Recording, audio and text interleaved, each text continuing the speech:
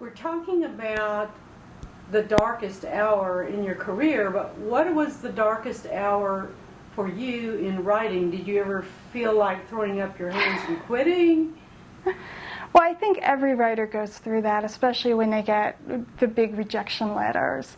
And those are really hard to take if you don't have your goal firmly in mind. I was pretty lucky in that most of the time my rejection letters were actually personalized, and so I had the chance to learn something from each of them. And also, I knew that that really just meant it wasn't the right project for that one person. It didn't mean that I wasn't on the right path or headed towards the right goal. So I tried to learn from my mistakes and to keep an open attitude in that I didn't expect my first piece of fiction to be perfect.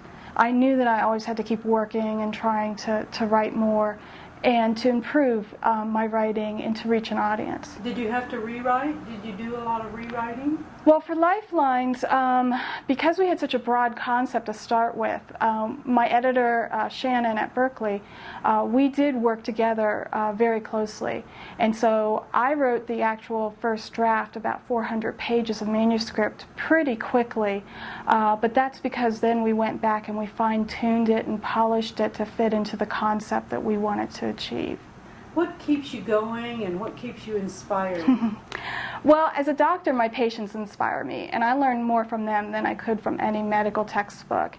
And in fact, the one thing about patients and families struggling with disease and illness and trauma is that you really get a chance to see how people can either shine under the pressure and really come through and become heroes and make a difference, or you can also see how pressure can change them and actually end up destroying families.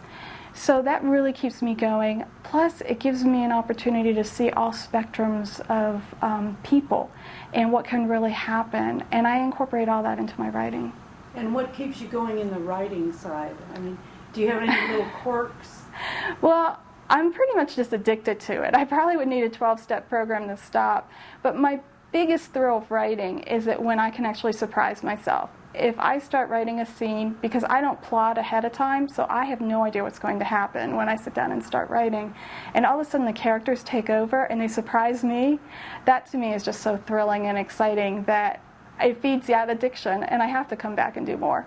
That's great. Okay, CJ, thank you so much for being with us today. Thank you.